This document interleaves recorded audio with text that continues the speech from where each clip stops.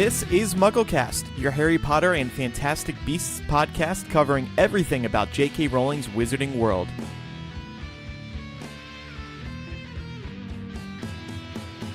Welcome to MuggleCast episode 304. Micah, Eric, and I are here, and not just here, we are here. We're really here. We are present together in New York City. We are holding hands.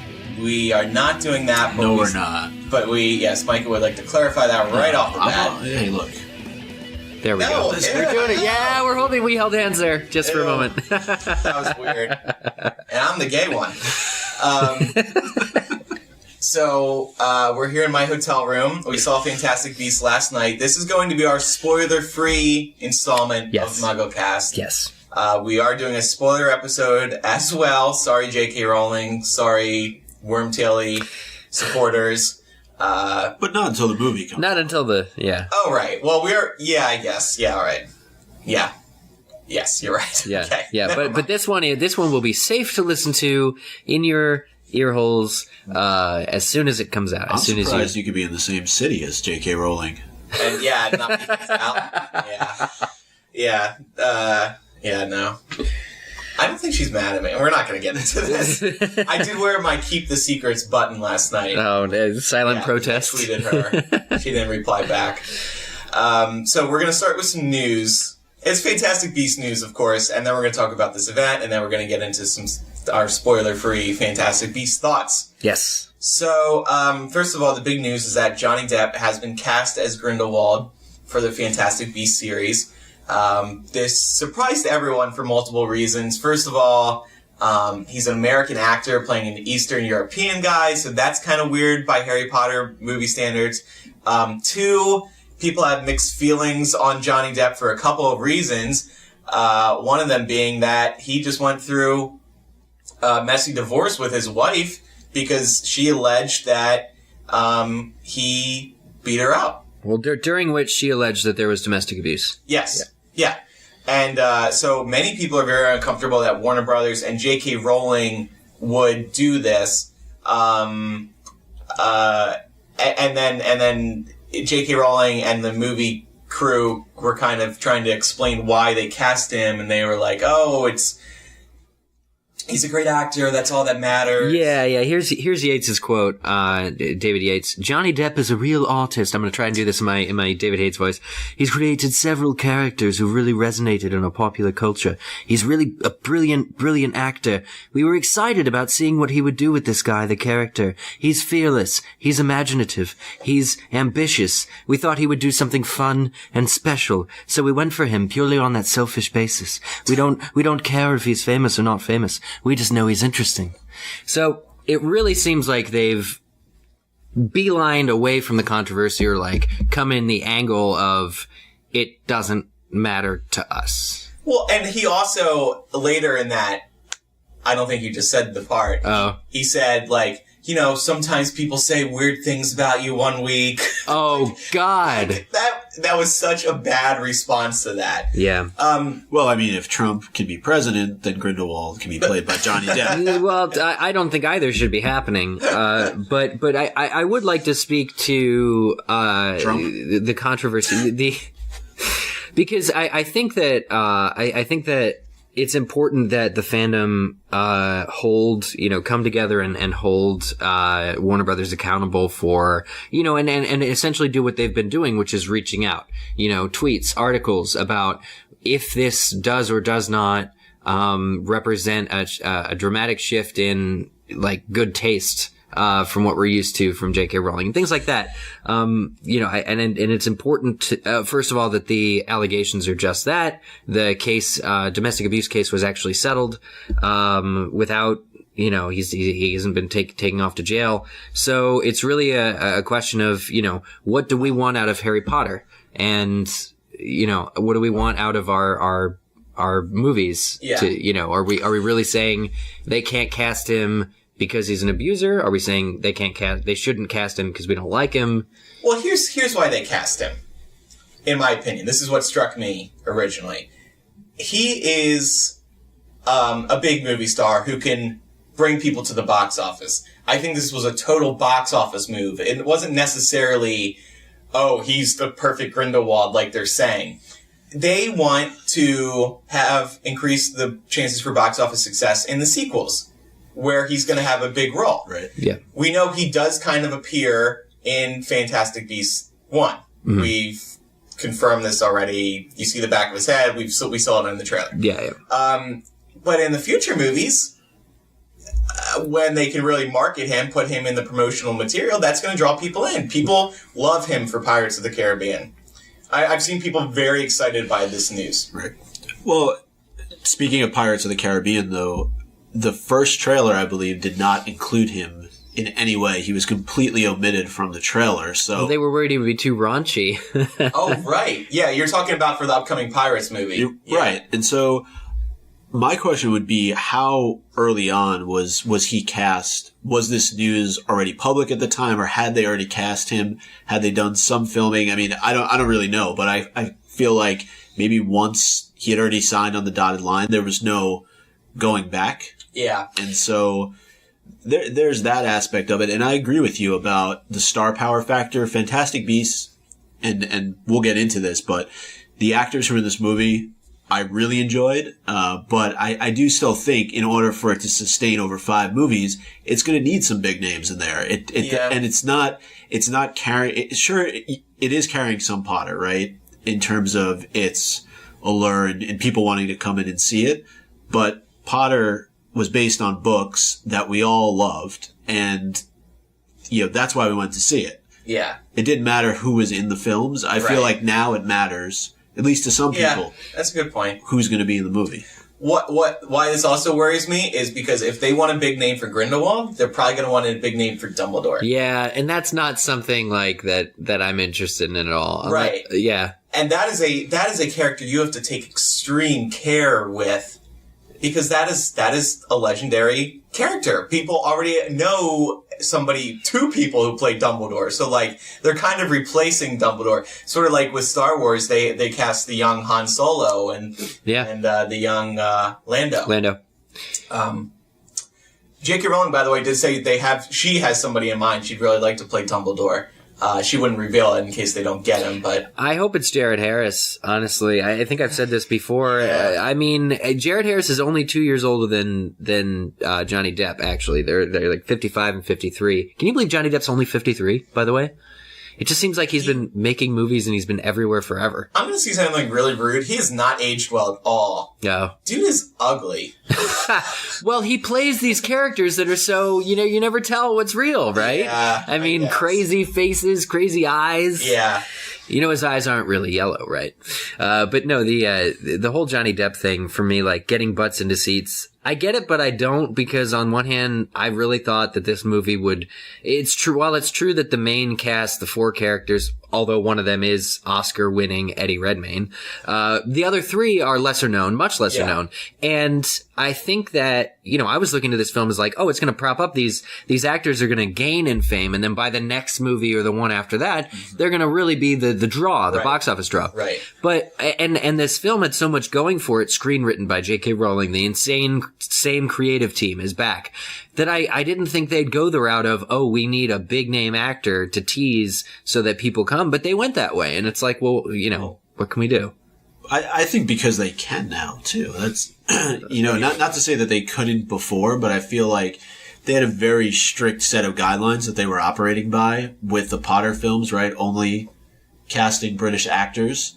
Now I feel like there is more of that star power. And you mentioned Eddie Redmayne, but you also have Colin Farrell. Oh, and Colin Farrell. Who's very well known. Yeah. John Voight, who's very well known, makes an appearance in the movie. Mm-hmm. So it's not lacking for star power. Right.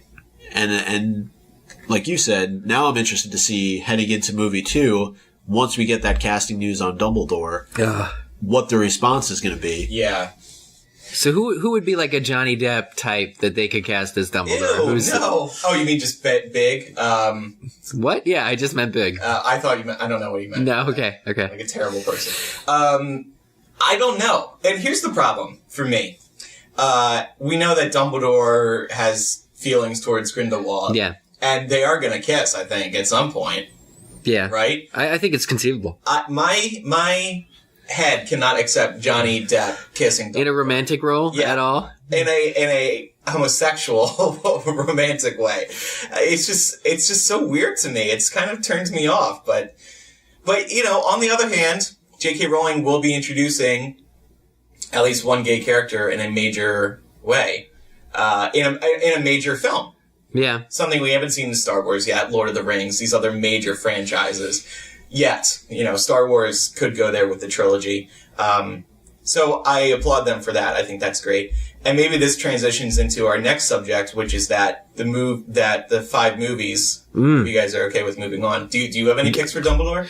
Picks for Dumbledore? Besides Jared Harris, yeah, no. I think Jared Harris would do it really well. He's on the Crown now. He plays King George, but really he's Richard Harris's son. Richard Harris being my favorite Dumbledore, and he looks and sounds just like Richard did when Richard was younger. And I don't know. I think it would be a nice way to pay tribute to that character too, or to that actor, to that portrayal. I know it was pre-Yates, but it wasn't pre-Heyman. And I think that I really think if Jared were comfortable filling his father's shoes. It would be a really, really nice way for especially for continuity as well, tying the worlds together and tying the films together visually without much trying. Okay, so J.K. Rowling did reveal that the 5 Fantastic Beasts movies are going to span 19 years, which does confirm that this is going to end with... I didn't see this news. Really? Yeah, I missed it. So 1926 plus 19 equals 1945. It'll end in Dumbledore and Grindelwald's duel, ending that global wizarding war, which I learned doesn't actually have a name. Other people just refer to it as the global wizarding war. It will, have a name, she'll come up with something. Yeah, for sure. That news is so interesting. Well, even just the idea that these Beasts films were a lead-in to the greater conflict with Grindelwald, which, has been revealed through everything that Yates and Heyman have been saying the last 3 weeks. Yeah. Is really an interesting thing to me because I'm trying to decide if it steps on the toes of Harry Potter of was Voldemort really that badass of a villain? Because, now we're seeing, we're gonna learn all about how badass Grindelwald was. And if he has powers that Voldemort doesn't, if he shoots out cooler spells, which they're no doubt gonna want to make him do, with new CGI and new techniques, then really what is that? Does it make Voldemort less, scary as a villain if they end up spending more time making Grindelwald look cooler and, Dumbledore couldn't defeat Voldemort, but was it because he was just worn out from defeating an even scarier wizard than Grindelwald? What does it say about Voldemort that Grindelwald's going to be the new big bad? Yeah.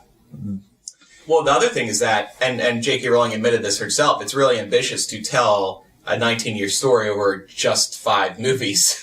That's true, too. Now it kind of worries me that, again, they'll be summarizing or montaging or something in future films, which fortunately, I don't want to spoil anybody, but I didn't seem to catch any of that in this film, so it felt good, but maybe there will be 2 or 3 year time jumps that would make between the movies. Yeah, and then things are fixed, things are calm for a while, and then Grindelwald makes an appearance. Excuse my French.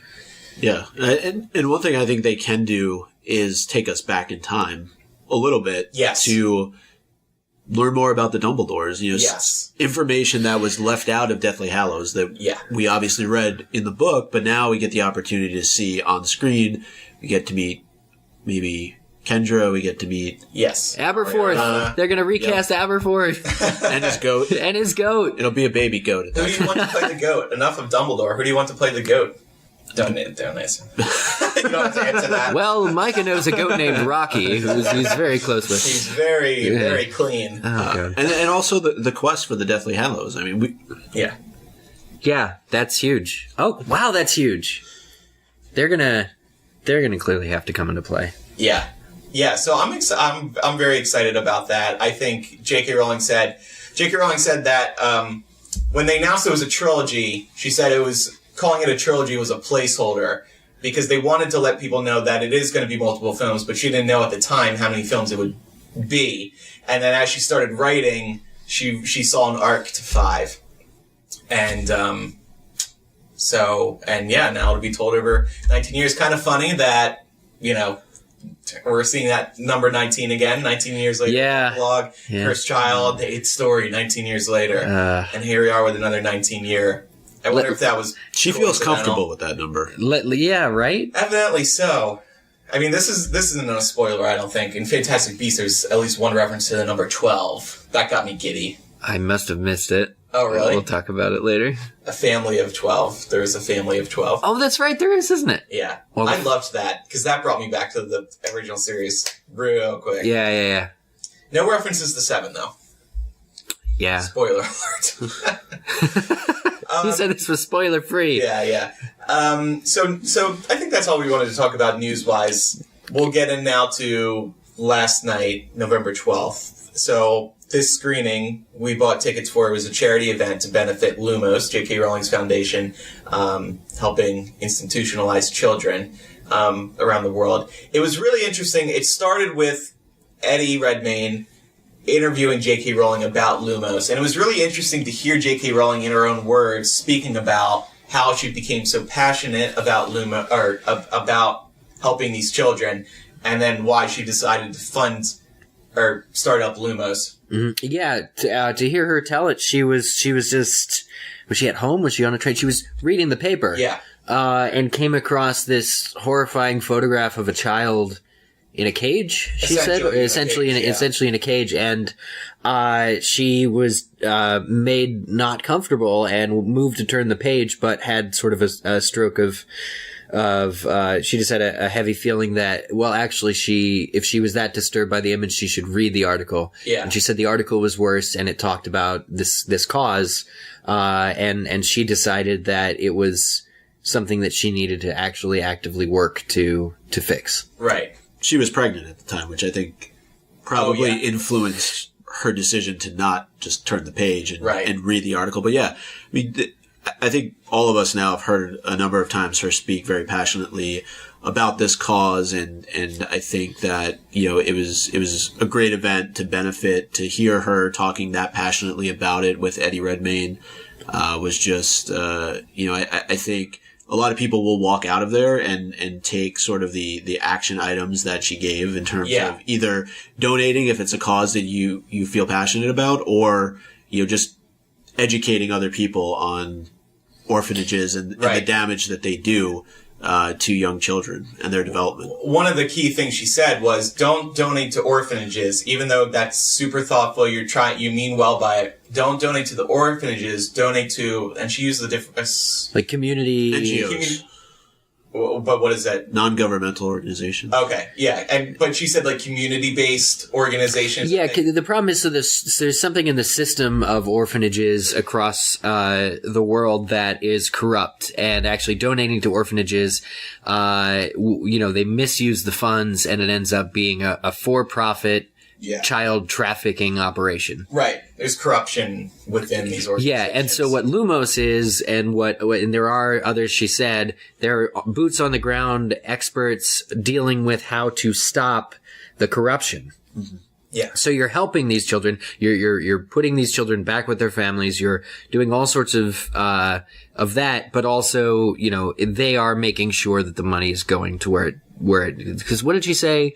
There was some form in the hundreds of millions of dollars, that people are donating, and there's a percentage of that, you know, people donate to orphanages because they want to help children. But it's actually working against, the good, because these orphanages are corrupt. And so. Right. Places like Lumos. And if you've noticed, we can jump back and talk about the Potter series. It's no coincidence that Tom Riddle grew up in an orphanage. In an orphanage, yeah. And there's also a bit of that in Fantastic Beasts. Won't give anything away, but not about Tom Riddle, though. Just to be clear. No, not about Tom Riddle, but about orphanages and treatment of children and. You know, when you go see the movie, you'll know what we're talking about. I just loved to see J.K. Rowling and Eddie too. Eddie had the right weight and gravitas to be like talking with her. He's got a young child himself.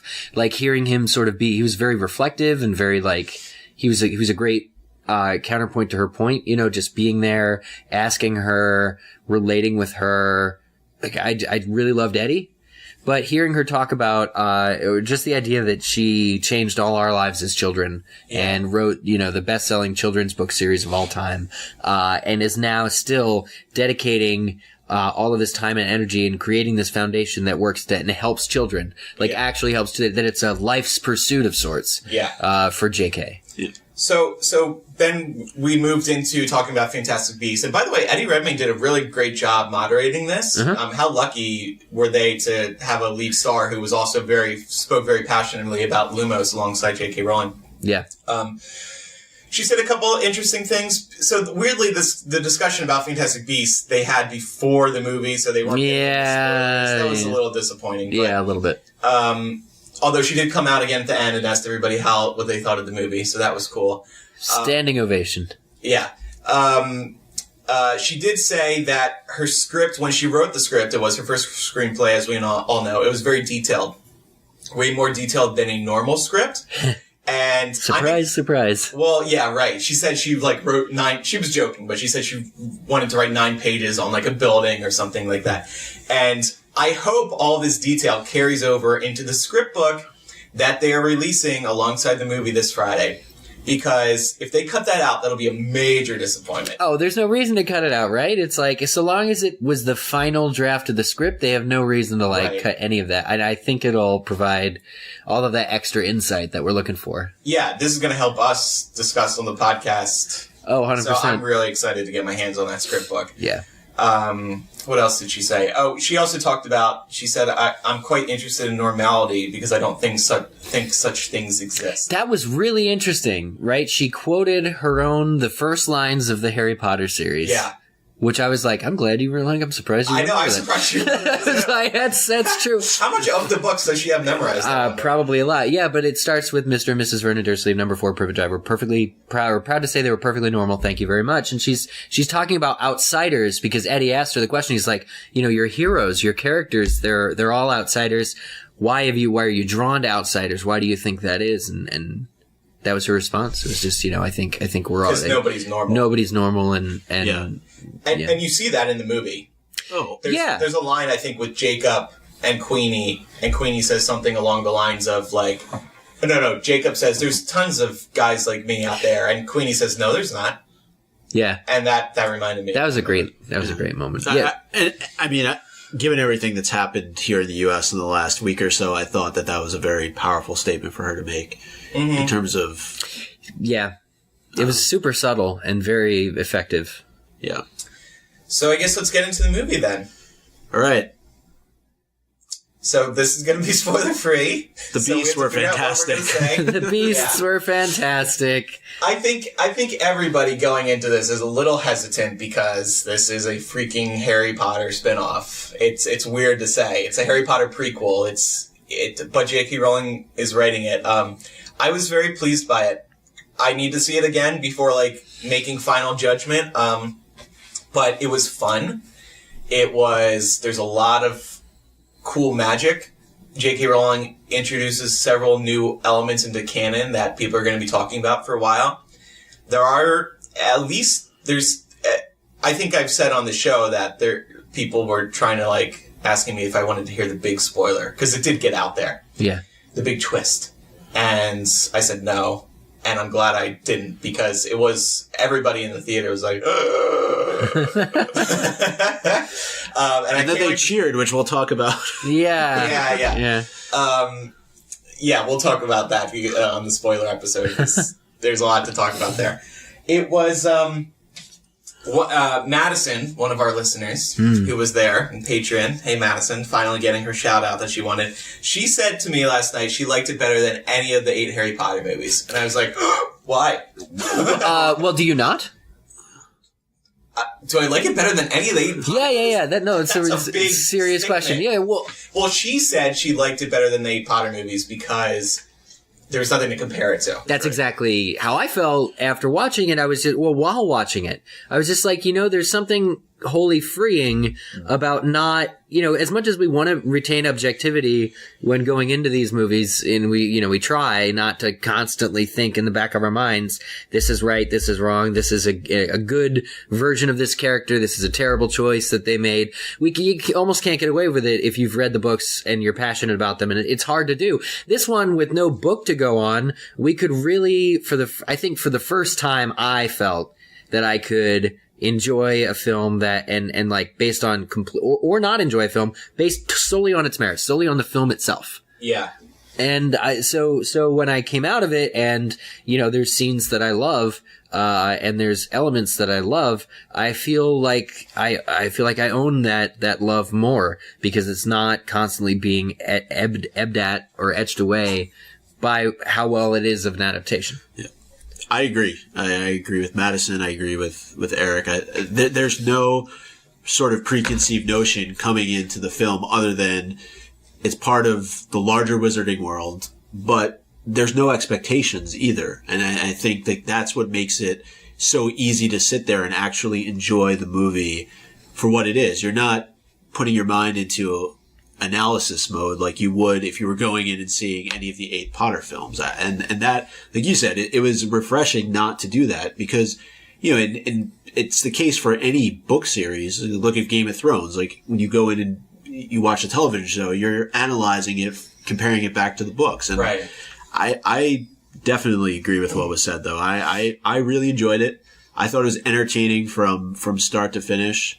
I thought the story was awesome. And I'm interested where it's going to go now, because I feel like there's so many things that she's going to be able to tie together between the story that she's telling now and, I believe, Harry's story. And and there are going to be those moments, like what you were saying, in the theater where people just kind of do that collective intake. Yeah. I feel like there's probably a lot more of those moments to come. Yeah. I thought actually the beasts were the least interesting part because there was because like you're saying, there's things coming in the future movies that were so interesting to me. The beast kind of fell by the wayside, and I don't mean that necessarily in a bad way.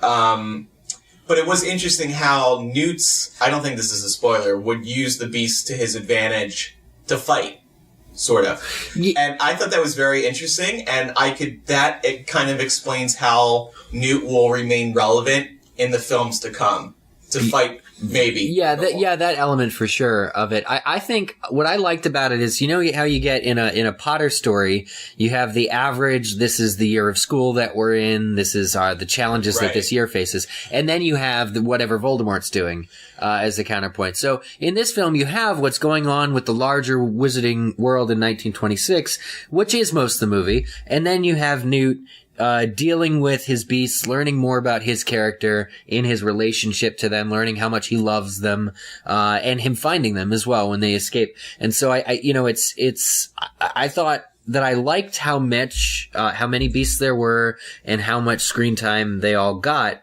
considering how ridiculously expensive it must be to put any of the beasts on screen with all that CGI. I thought it was a good balance. Yeah. I think you raised a good point, though, that this is more of an adult movie. It is not, and the Potter films progressed. They got more mature as time went on, and the characters aged, the actors aged, but this felt right from the start. I mean, you're in a speakeasy at one point, and there's just much more mature content, and you get the sense of foreboding literally right off the bat, right? That there's a darkness to the story that's about to be told. Whereas, if you start off Sorcerer's Stone, as you progress through the movie, it's a little bit happy-go-lucky, right? Yeah. It's Christmas at Hogwarts. It's like, hey, you're being introduced to the wizarding world. Right. That's a stark difference. Whereas this, Yeah, America's a dark place. Well, and they, at the beginning, there's like this newspaper montage to introduce you to what's going on in the world. And there's cool references there. That alone, like, first of all, the WB logo, seeing that. Oh God. Crap. Yeah. Oh, this again. This is happening. This thing. Yeah. People cheered during that part. That was one of the big applause Couldn't lines. even hear the music. Yeah. And then you see the newspapers, and you see Hogwarts, Hogwarts headline. You even see the Ilvermorny crest out in one of the newspapers. I missed that, and I can't wait to see if it's the original or the new version. Because on first glance, it looked like the original to me, but I have to think that they updated it with the non-plagiarized version of the crest. Yeah. Yeah, but all of the characters, this film was incredibly well cast, I felt. It just seemed like they got the right actors to play the roles that they needed, and no two characters are alike, which I guess that's true of Potter too, but in this film in particular, again, because it's not an adaptation, I was really noticing how unique each of the actors were in their characters, how unique, in the different purposes that each of the characters are serving to the plot. It's all J.K. Rowling managed to come up with, 7 or 8 or 9 really strong characters that are all in this interweaving tale of what's happening in New York. Yeah, you could tell why at the very beginning she was so passionate about these characters. She talked at length about wanting to tell Newt's story, and as she, created these characters, I guess it formulated in her mind that she wanted to do more. And well, yeah, those were her closing remarks too, right? Like, I think you know now why it's going to be 5 films. This is not my best J.K. Rowling impression, but she said, because I love these characters, don't you? Or she said something like that. Like, and everybody went to the bathroom as soon as it oh, yeah. Yeah, she asked the crowd, like, she's like, well, now you see why I want this more films, because I love these characters you've just met. She said that before the event too, that she fell in love with these characters. And by the end, I got more emotional than I thought I would. Did you like the ending? I mean, without giving I loved the ending. Except for one element, which we'll talk about. I loved the ending of those 4, of the core 4. I think my favorite character might be Jacob. He was definitely the funniest. He's the Muggle, played by Dan Fogler. Very funny. He has very touching scenes at the end that made me kind of tear up. I was getting emotional. I had to lean on Micah's shoulder and dry my eyes. He definitely brought the emotional weight, and I love, again, without spoiling, that Newt Scamander, I was looking forward to it for a long time, because he's a Hufflepuff. Yeah. And Hufflepuff finally gets its due, finally gets its day in a lead actor. And he's just so oddbally and quirky the entire film that they had to separate, like, the emotional weight and put it into Jacob. It's like you have 2 characters that are these great, strong leads, but it's like for the emotional stuff you go to Jacob, and then for, like, the quirk you go to Newt. Right. I don't know. Newt was very quirky. I liked the character that Eddie and J.K. Rowling developed. It had to be hard to capture. Like, just like, where are there limits to, like, his quirkiness? Like, when will he directly answer a question? When will he not? Yeah. There's this one scene where he's dealing with a beast. I can't imagine what. Oh God, like. That I can see the gifs right now. Yeah, like it was ridiculous. It was been a fun day on set. Yeah. And Newt's suitcase was very cool. We spoke about this before. We figured it out with the trailers. You can go inside Newt's suitcase. Very funny. So cool.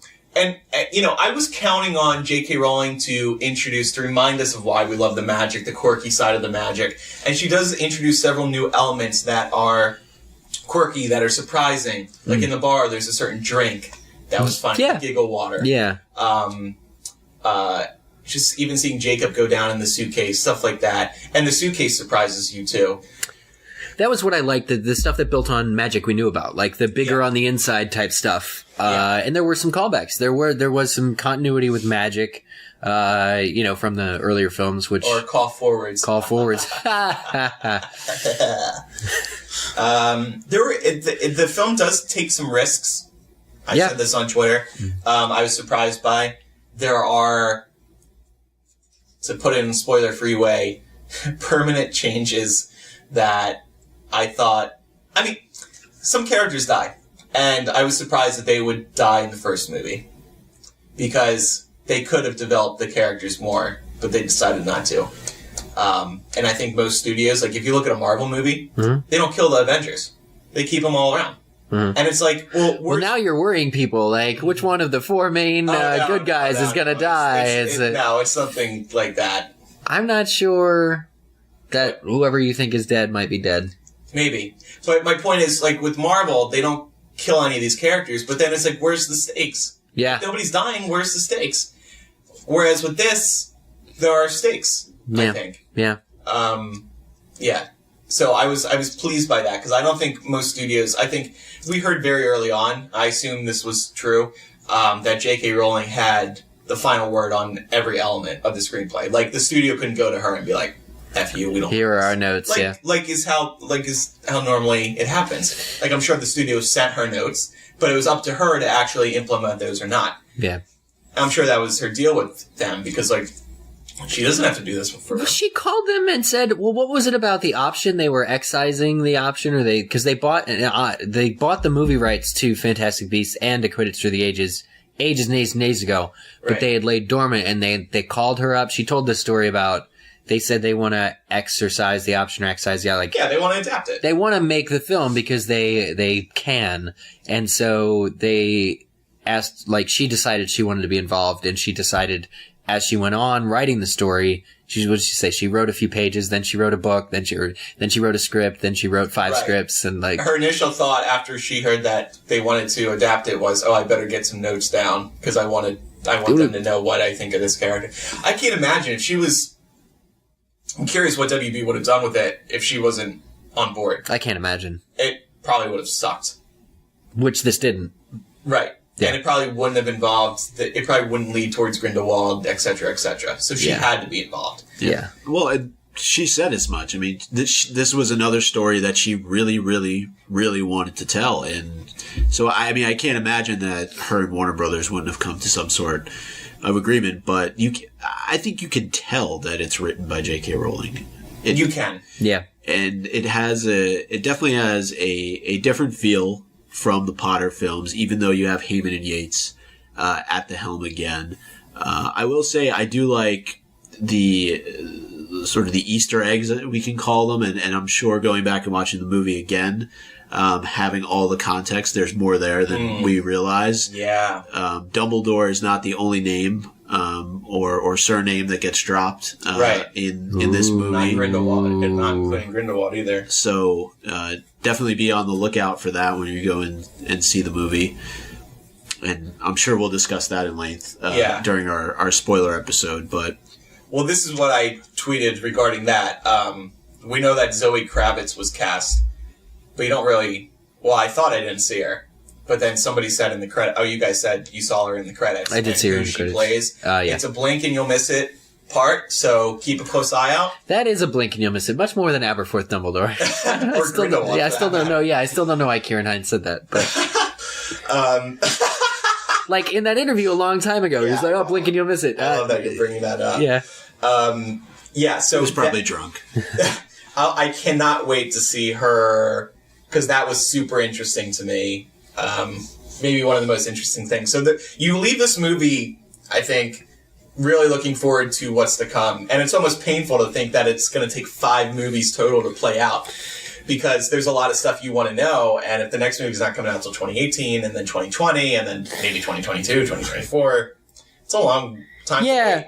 But you give me hope with the script book, too, like, would leave more details and allow us to analyze properly. Like, we're back in the season of, this feels like the old days, where we can look at some content and just speculate and, pull the pros and cons and weigh the options and really get back into, because, she is adding to this world that we knew about, and in big ways, in daring ways.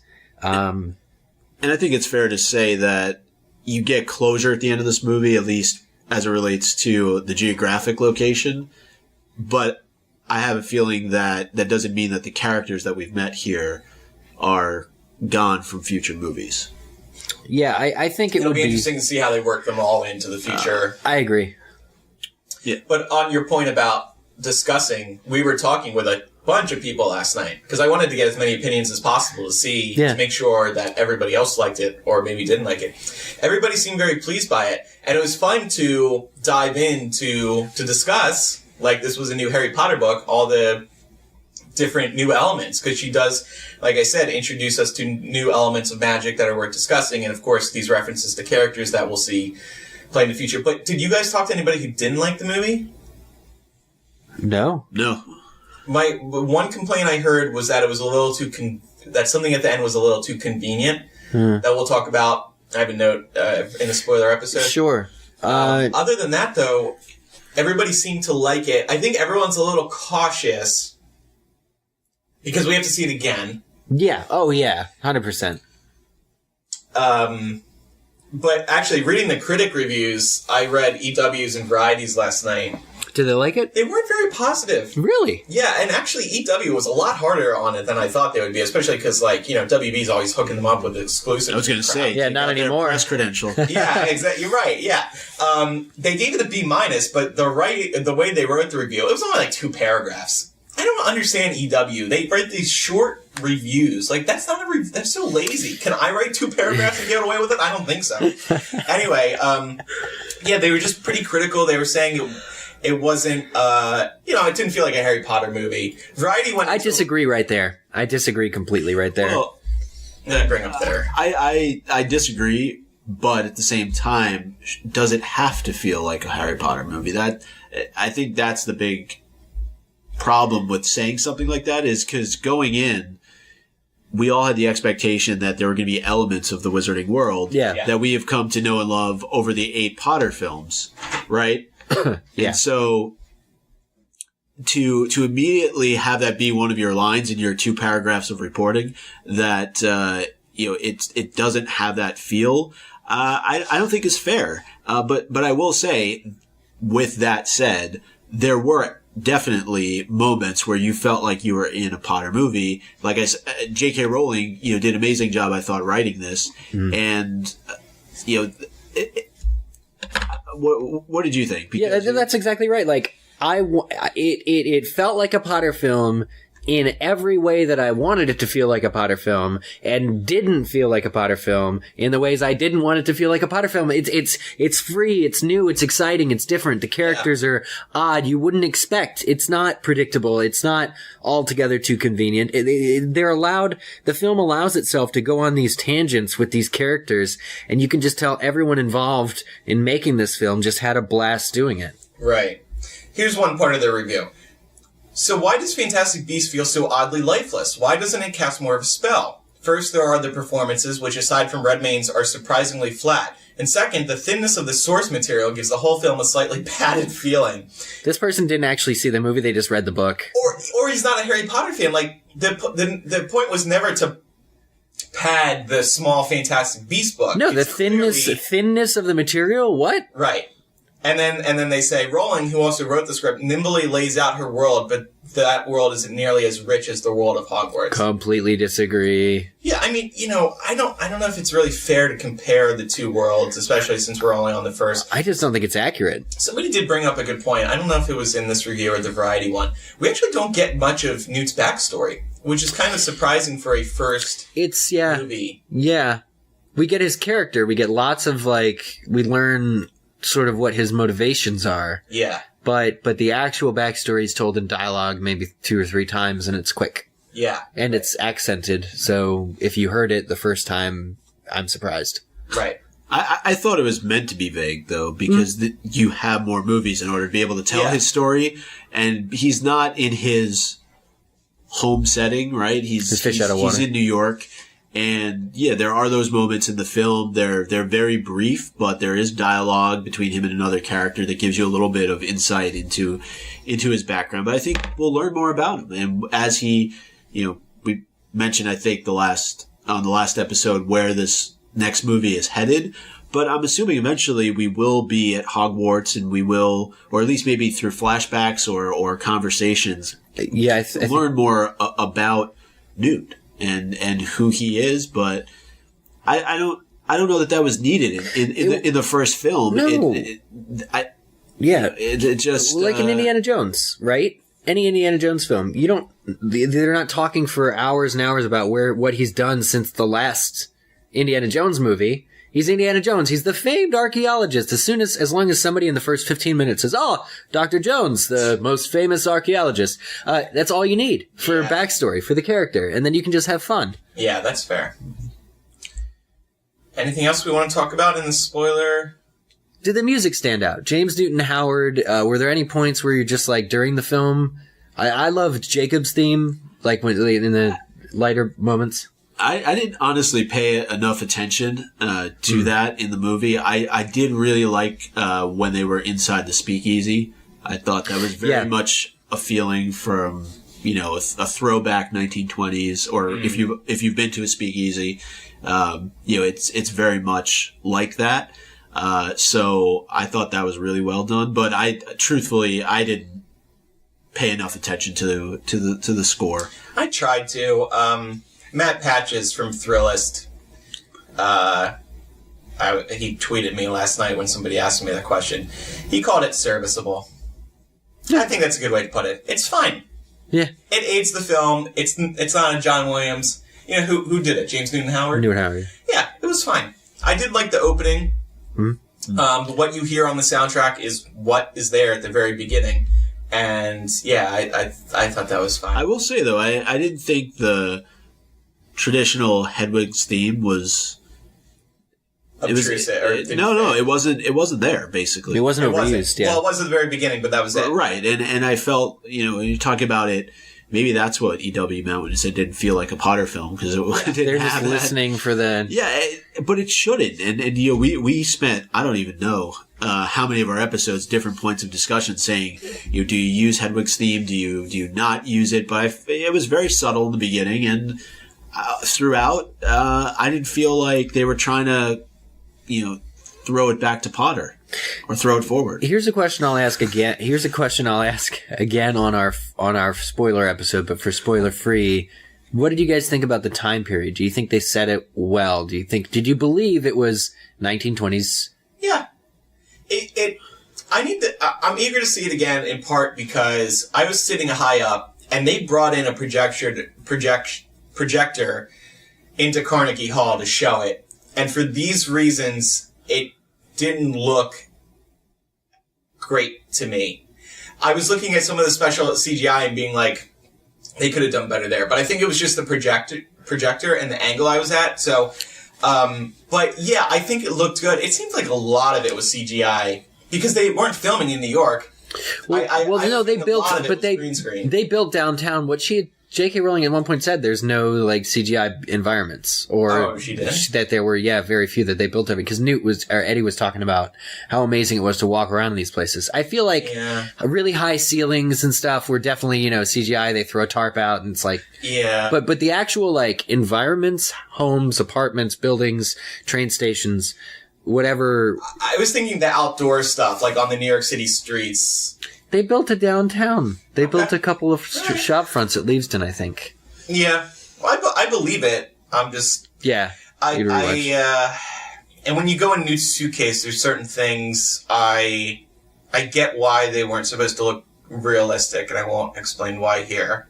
Just where he keeps his beasts, how he has them set up is really interesting. I would love to learn more about that. Yeah, I want to know about that magic. And by the way, maybe we'll be learning, I mentioned no info on Newt's backstory. They are republishing Fantastic Beasts with new info early next year, so maybe that will be where we learn all this new stuff. Yeah, I'm really looking forward to that as being... Because apart from the script book, that'll be the next book that we get that has concrete Newt stuff. Yeah. I mean, as a early 19th century, early 20th century historian, I will say that I thought everything looked fine. I agree with you. It was a little hard to see everything from where we were. When you're not front-facing the screen, it's a little difficult. Yeah. I feel like they could have maybe put additional monitors on either side of the main projection screen. But I'm sure we're all going to go see the movie anyway, so it's not as big of a deal. But I thought it was really cool to be in. You know, the New York City skyline obviously looks completely different back then. It looked like they were in the process of assembling the Empire State Building. I don't know if that from some of the. Well, we can talk more about that. Sure. I hate saying that, but we'll talk more about that on the spoiler episode. Yeah. You know, you see a Statue of Liberty as Newt's coming into New York. Yeah. The City Hall, MACUSA, Looked really good. There's a point you're inside of a subway station. We mentioned the Speakeasy. Yeah. There's a lot of different places around New York. Obviously, Central Park plays a role. The Woolworth Building. Yes, the Woolworth Building. Now, if you go, like I happened to be looking at my phone this morning. If you're on Google Maps and you're down at the Woolworth Building, it says Makusa on it. on Google Maps. On Google Maps. Yeah, that's cool. That's a cool tie-in. Now, something else that was interesting, and one of our listeners, Madison's friend, who I brought up earlier, Colin, they went down to the Woolworth Building, and there's actually an owl on the front of the Woolworth Building. Right. And as J.K. Rowling explains on Pottermore, that like they were building MACUSA and the Woolworth Building at the same time or something like that. Anyway, it's really cool that this building actually has an owl on the front of it, because if you go there, it kind of feels like there really is, MACUSA really is there. And then I was saying to Colin Madison last night, how did she find that building? Yeah.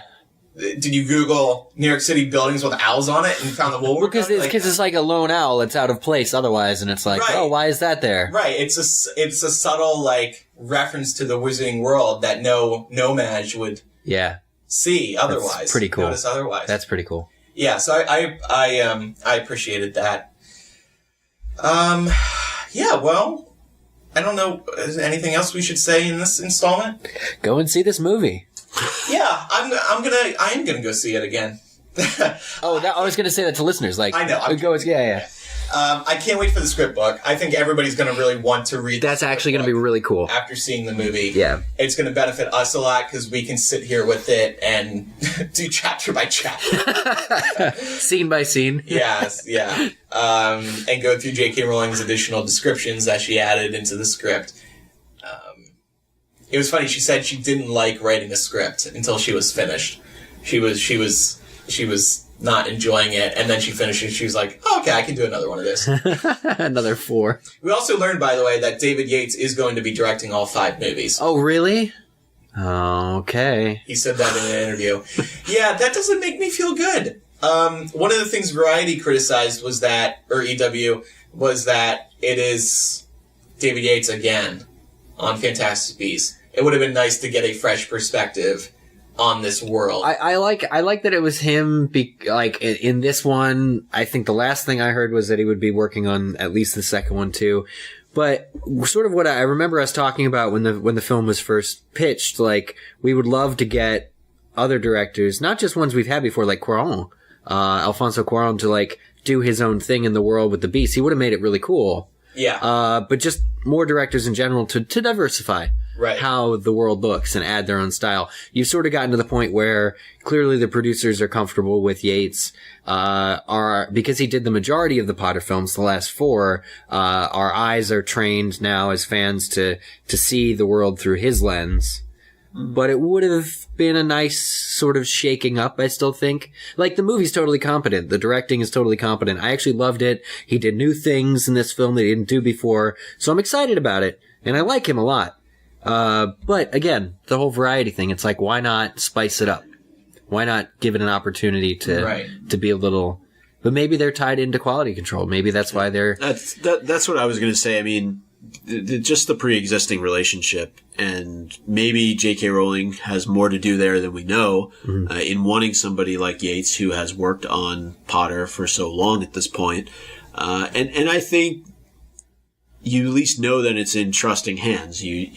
So there's it. I see both sides of the argument. If you say you want a different director to come in, because of course they're going to have a different take on what these beasts should look like. And how the story should be told, but I don't have a big issue with it. I don't look at this film and say it's David Yates again. Yates. No, every film he does is Linus he does Snoopy. every film he does a little differently. But yeah, no, it's does he? Yeah, because like there were no montages after Order of the Phoenix. Yeah, because everybody criticized him. So. No, he had a lot of material to squeeze into that. It's just surprising to me, like, why does he want to do all 5? I don't know. It seems like, I guess maybe on one hand, if they are doing them 2 years apart, there's more breathing room in between. But like I've said before, he was, like, exhausted after finishing those 4 Harry Potter movies. And think about it this way. he's gonna have directed 9 Wizarding World movies. Amazing. Unbelievable. He loves it. He just loves it. This is why you do something, because you're passionate about it, right? Or maybe he's getting paid some really nice coin. Yeah. I was just thinking, so I'm double checking. Yeah. Look towards the mic. Yates directed the Legend of Tarzan movie. Have you guys seen this? No. I know. Well. The look that Sims is making right now, I made the same look. I mean, Tarzan, right? We've heard the story. We know the story. We've seen the Disney movie 100 times. Don't need to watch the movie. The movie's great. It's good directing, it's good casting, it's good acting, and it really reminded me or renewed my confidence in Yates' directing prior to seeing this movie. I would recommend you both see it. I think it'll excite you. Well, and that was a Warner Brothers movie. Yeah. So that's Warner Brothers. It's David Yates, but like it's shot differently because it's allowed to. It's not you're not following around school children, so you're able to do different things with the way you're pointing cameras and stuff. Oh, by the way, speaking of, I keep meaning to bring this up. There's a lot of apparating in this movie. And I guess that goes into the being an adult wizard. Like, they're apparating everywhere all the time. Yeah. And it was almost like a little too convenient. I would agree with that. If you were to say that, like, something in this film was convenient, okay, yeah, the apparating. Yeah. Sure. Yeah. But then again, it wasn't like... it was good. It helped. Like, it wasn't like...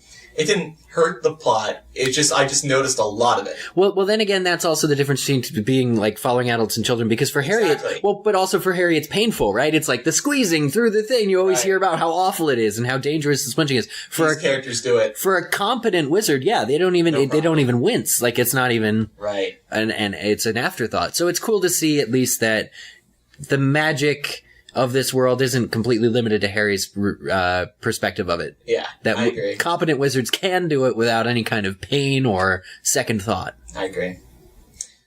Wrap it up here? Yeah, man. This is fun to record all together. We should do this more often. Yeah, I need more coffee. I got you a large. I got you a large. Oh, wow. I've been drinking extra large Dunkins the past week. It's really bad. I'm glad you got me a large.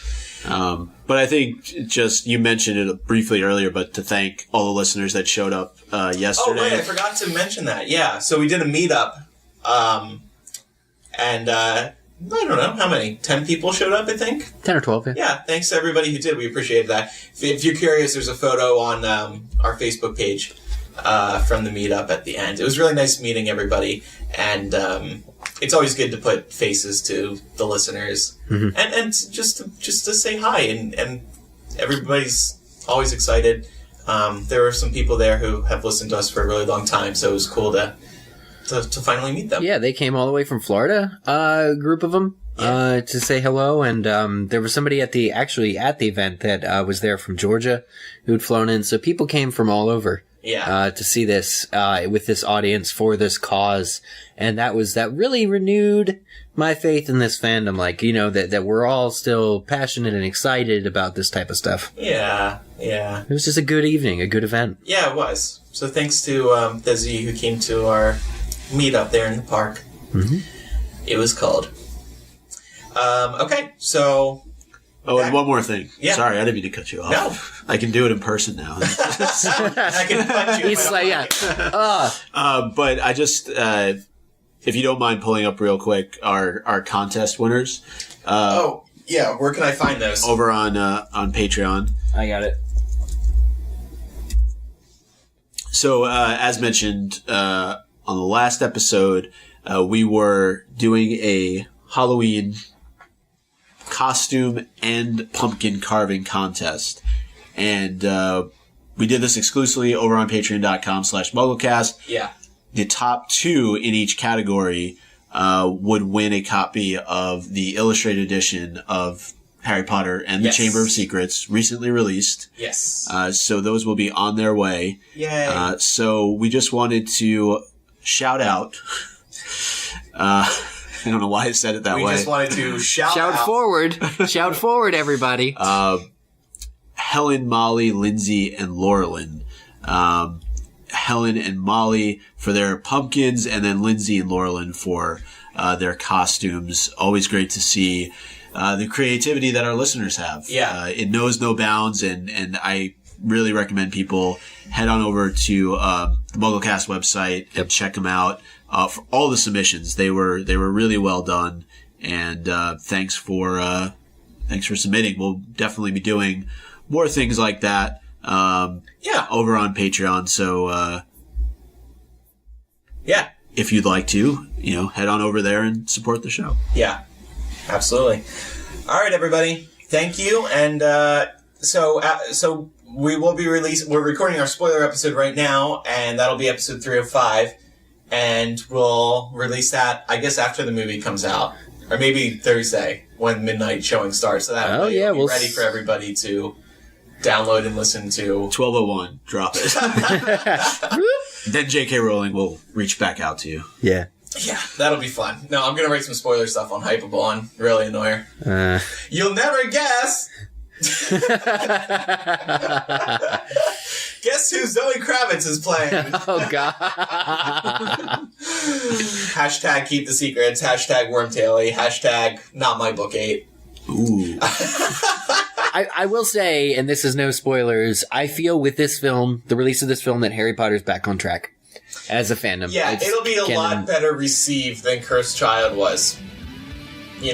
Yeah, for good reasons. Not because we're all, hoodwinked. I think this is truly a great film. Or maybe we are. Maybe we are. She put a spell on us. That was why we had to see her in person. Exactly.